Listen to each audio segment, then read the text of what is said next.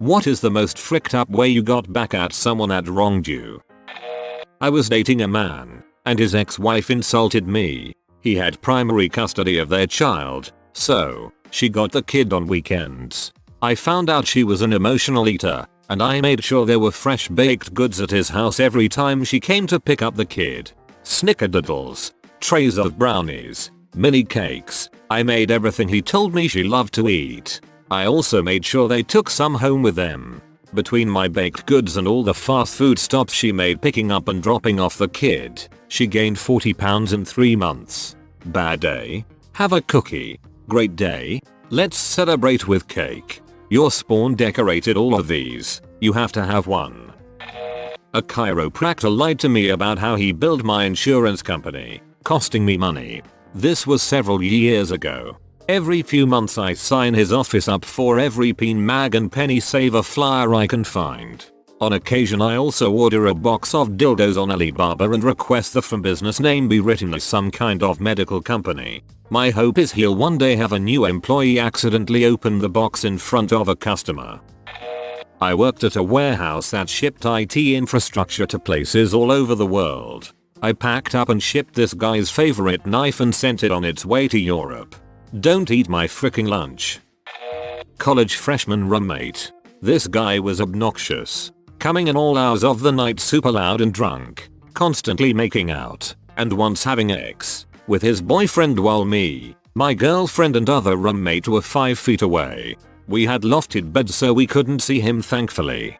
He moved out 1 week prior to move out and left garbage everywhere, which caused us all to lose our deposits. He also left Chinese food leftovers in my mini fridge for several months. I got back at him by taking said Chinese food and tossing in with the luggage he was shipping from Boston to California for the summer. He refused to even make eye contact with me for the next 4 years.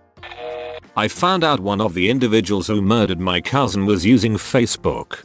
A clear violation of her bail conditions. I called our provincial police and she was brought into custody. It is fricked up, because she was on 50k plus bail. Whether or not that amount had to be forfeited I'm not sure. I don't care either and would do it again. Used to get bullied really hard back in elementary school. As years went by I snapped and said frick it. I would usually wait for an opportunity to strike when they didn't expect it.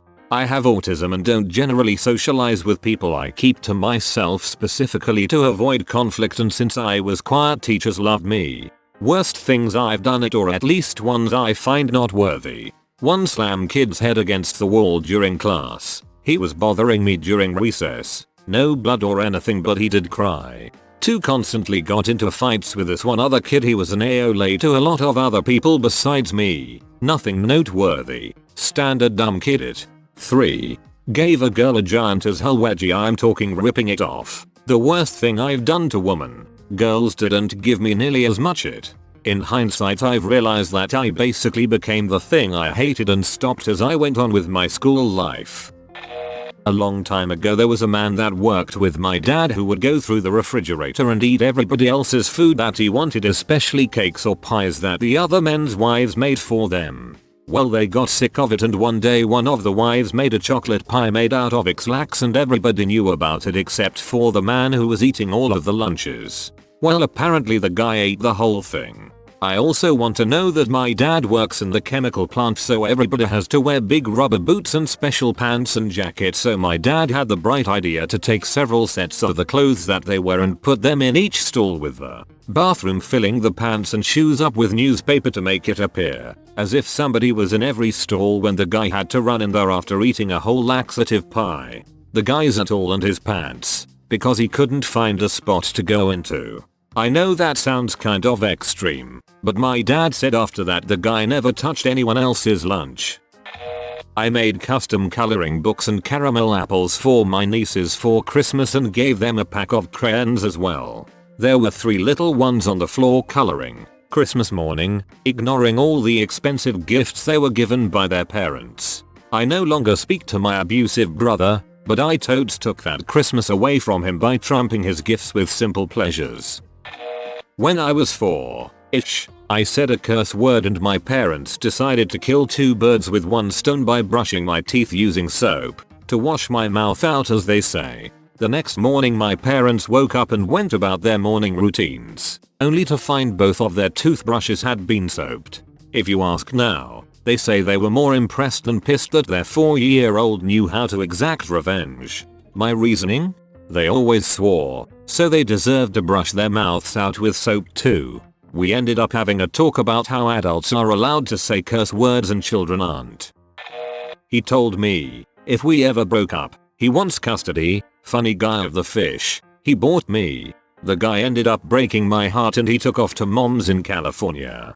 The fish ended up dead, so, I stuck it in the freezer and mailed it to him. A few days later, sent a note saying, here's your FKN fish. We no longer have any ties together. Obligatory, not me, but a friend. My old housemate told a story about how he once had a bunch of friends who always fricked each other over. Just complete dongheads all the time. One friend eventually stole a bunch of money from him, so they all decided to get him back one night when stopping at his family's house after a night out. When he was asleep, they took a tub of butter out of the fridge. They carved a perfect hole in the middle, and kept the scooped out butter to the side. One of them took a steaming it right in the hole in the butter. They then covered the lid up with the scooped out butter and smoothed it over so it was impossible to tell anything was in there. They didn't say anything until a week later one of them got a phone call from him screaming down the phone. His mum had been buttering her toast when she finally hit turd. Imagine the horror of scraping the butter with a knife, only to see it slowly turn brown and think, what's that? And then the slow terrifying realization washes over you. There is a humanite in my butter. The day I moved out of my abusive ex-husband life, I took the germaphobe's toothbrush and dipped it in the toilet. My boss got a $20,000 order and went around bragging about it. Those profits never trickled down to the people who actually made the products. It also meant we would have to bust our ass to fill the order. I called OSHA and ratted him out on everything I could find wrong with the shop. Rumor has it he's in over $20,000 in repairs and fines from the inspection. I found her Facebook open on the conversation tab on my laptop while she was off to work. She was fricking other guys and sending nudes and stuff. I changed her password and took screenshots of her conversations with them. Then I posted them all on her public Facebook page.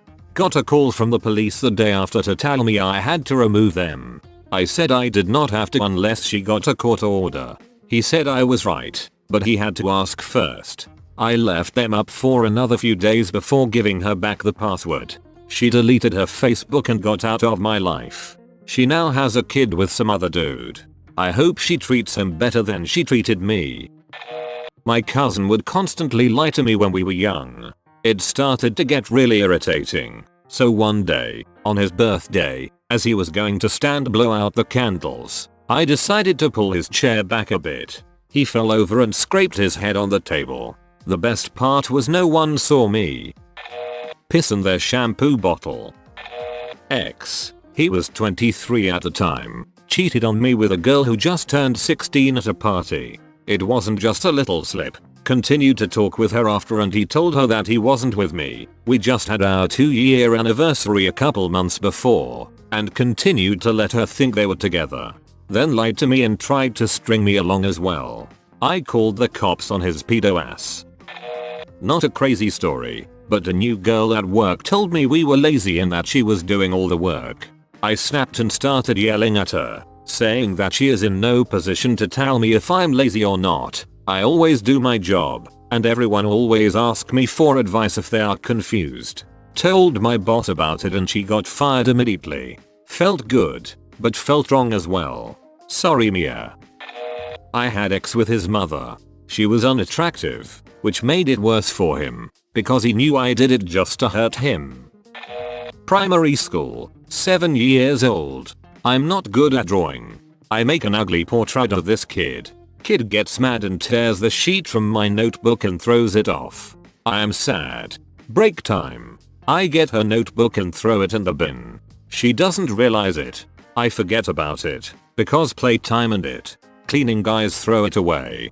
Fast forward, a few weeks later. Kid stops coming at school. Her mum wrote down important pin code or something on that notebook. Stuff happened and kid and her mum moved to another city. I would discover this was due to the thing wrote on the notebook years later. Buddy slept with a girl I was trying to pick up that night. I didn't take the L so well and I called his girl, and she caught him in the act. I am quite vindictive. Story 1. At university, drunk idiots in my flat would stumble in at 4 AM and eat everything and anything they could get their hands on, including my food in the fridge. One day I decided to get my own back and covered everybody's food in maggots I got from the fish tackle shop down the road. I took the light bulb out in the hallway, kitchen and even the fridge light. The kitchen was pitch black, but figuring that no one would catch them, I guess they preferred that the lights didn't work. I waited up and filmed them from my room eating cheese and sausage rolls crawling with maggots. Cue vomiting and hysteria.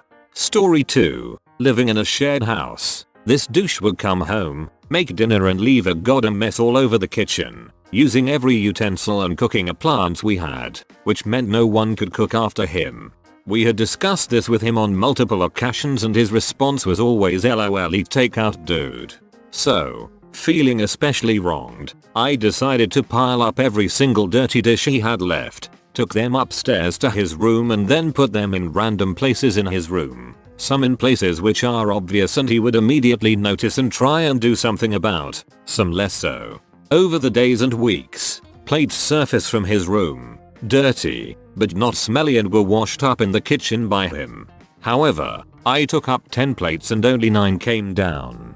I had stashed one in a ceiling tile in the corner of the room, very difficult to reach. A week passes and I notice a faint odor coming from upstairs. I mention it to him and he dismisses it, saying it must be the farmer on his field spreading stuff. Another few days pass and the smell is definitely what you would call unignorable. I ask him about it again, and he willfully dismisses it, saying he can't smell it. Maybe he was nosoblind. After nearly a month, the smell is so bad we force him to look in his room and we can see the ceiling tile is stained brown. When he eventually got up there with a broom, the tile collapsed and a brown sludge fell down the wall and the plate shattered on the floor, covered in maggots and slime. The smell was so overwhelmingly bad, everyone started to retch and we all ran out the room. He got the message. Story 3. This one is quite vindictive. A guy who had beaten up my previous girlfriend as a way to get at me decides to turn up at my place of work and threaten me. After I called the police and had him arrested, he was released because they could not prove anything. Nonetheless, he wasn't best pleased. He was one of those boy racer idiots with a souped up Nissan Micra thing. I didn't take kindly to being threatened. I noticed, toward the end of my shift, his car was still in the lot outside, but it was empty. I had security check the cameras and we couldn't see him anywhere. He wasn't waiting to jump me. So I bought a can of Nitro Mors on staff discount, left the store, pulled my hood up and put a scarf around my face and poured Nitro Mors over his bonnet in a dong shape. Worked a treat.